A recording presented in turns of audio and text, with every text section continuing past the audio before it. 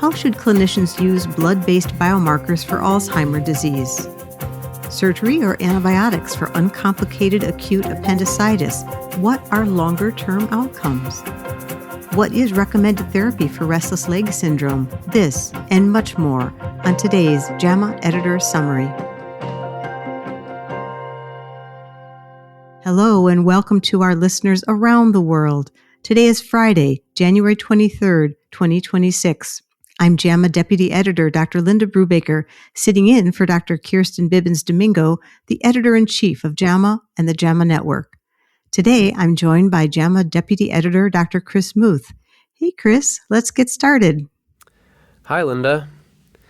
Uncomplicated acute appendicitis is a common emergency. Antibiotic-based management has emerged as an alternative to surgery, although long-term follow-up data have been lacking. JAMA previously published the top-line findings from the Appendicitis Acuta, or APPAC, or APAC, multi-center randomized clinical trial, which involved 530 adults aged 18 to 60 with CT-confirmed uncomplicated appendicitis, who were assigned to either appendectomy or antibiotics. And now Dr. Salmon and colleagues are reporting the trial's 10-year observational follow-up outcomes in JAMA. By 10 years, 44.3% of antibiotic-treated participants ultimately received appendectomy, and there was a 37% recurrence rate of true appendicitis based on their histopathology. Complication rates were lower in the antibiotic group compared to surgery, and no significant differences were detected in long-term quality of life. An accompanying editorial by JAMA Associate Editor and Surgeon Dr. Anthony Charles explains the clinical implications of these results. Dr. Charles describes how acute uncomplicated appendicitis may be safely treated with either surgery or antibiotics, as shown by long-term studies in Europe and the U.S. And he emphasizes that the risk of missed malignancy in older adults remains uncertain, despite the fact that over half of adults treated with antibiotics avoided surgery. The editorial highlights the importance of shared decision-making tailored to the patient's circumstances, values, and access to follow-up care. In the CORAL Phase 2b randomized double-blind placebo-controlled trial by Dr. Molyneux and colleagues, researchers randomized 165 adults with idiopathic pulmonary fibrosis and chronic cough for at least 8 weeks to receive oral Nalbuphine extended release at 27 milligrams, 54 milligrams, or 108 milligrams twice daily, or placebo for 6 weeks. The primary outcome was the change in 24-hour cough counts, measured with digital monitoring at week 6. All Nalbuphine groups saw meaningful reductions in cough frequency versus placebo, with higher doses, the 54 milligrams and 108 milligram twice daily doses, also significantly improving patient-reported cough severity. This trial's findings suggest oral Nalbuphine may provide an effective treatment for chronic cough in idiopathic pulmonary fibrosis. That's great, Chris. Let's turn to the JAMA research letters. Professor Siegel and colleagues used national death certificate data from 1990 to 2023 to track changes in death rates for the 5 leading causes of cancer mortality in people younger than 50 years old in the U.S. The investigators reported that overall cancer mortality dropped 44% over 3 decades, with declines for leukemia, lung, brain, and breast cancers. However, colorectal cancer deaths increased annually since 2005, now making it the leading cause of cancer death for U.S. adults under 50. These findings highlight the need for increased awareness, earlier screening, and research to address colorectal cancer among young adults.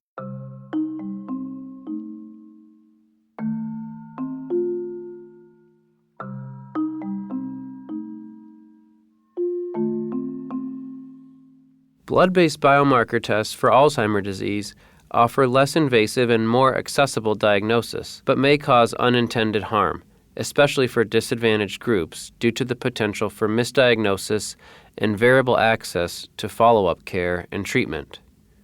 In their Viewpoint, Dr. Whitson and colleagues urge education, legal protections, more diverse research, and equitable policies to ensure these tests improve care without increasing disparities or risks.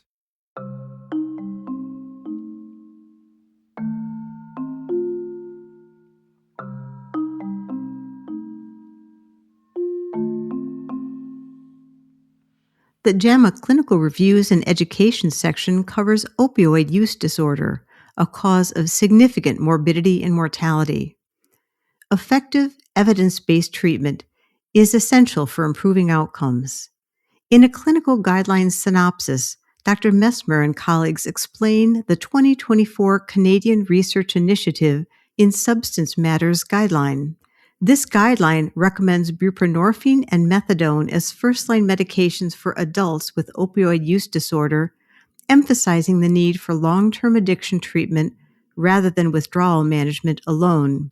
Adjunct psychosocial support and harm reduction strategies, such as naloxone distribution and syringe programs, are encouraged to improve retention and overall care. These recommendations are based on large-scale studies showing that medication-assisted treatment reduces death and overdose risk, while integrated care and patient-centered approaches further enhance engagement and safety.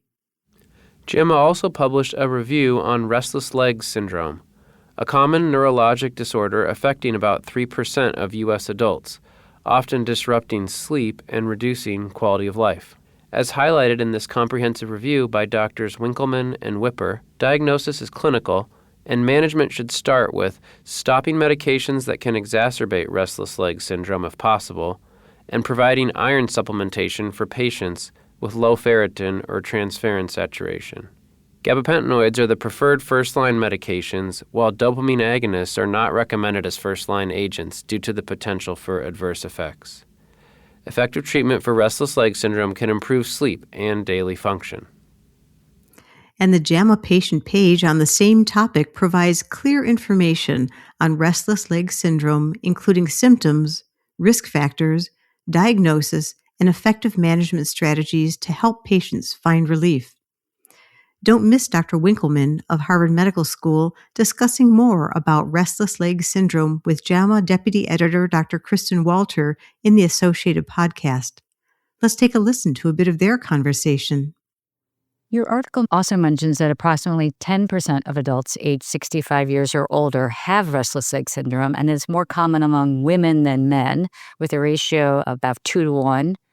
At what age do patients typically first develop symptoms of restless leg syndrome, and at what age do they typically present? Well, when you talk to patients with RLS, let's say, I've had these on and off over many, many years. Women might say this showed up at my first pregnancy and then went away.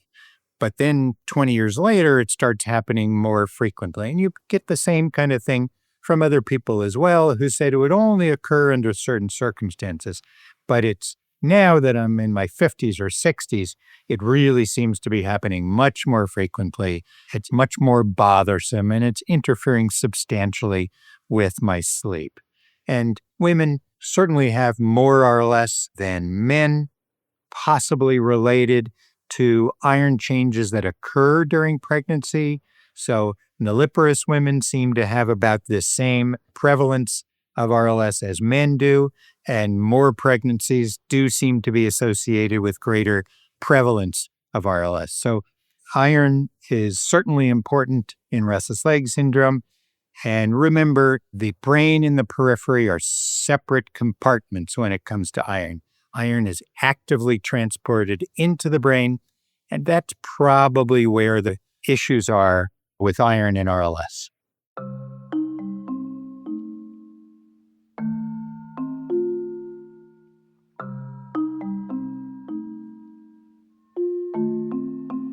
There's also been a lot of rapidly developing medical news. Our outstanding JAMA medical news team stays on top of it all and gets you the latest articles in clinical medicine, biomedical research, public health, and health policy.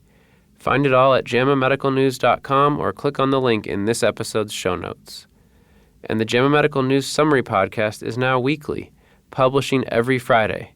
Search for JAMA Medical News wherever you listen to podcasts. Thanks so much, Chris, and thank you to our listeners for tuning in to hear what's new at JAMA. These highlights were brought to you by Dr. Chris Muth and me, Dr. Linda Brubaker.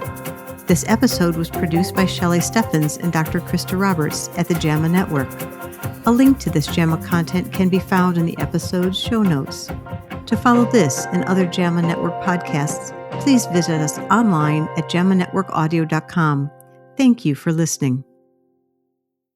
This content is protected by copyright by the American Medical Association with all rights reserved, including those for text and data mining, AI training, and similar technologies.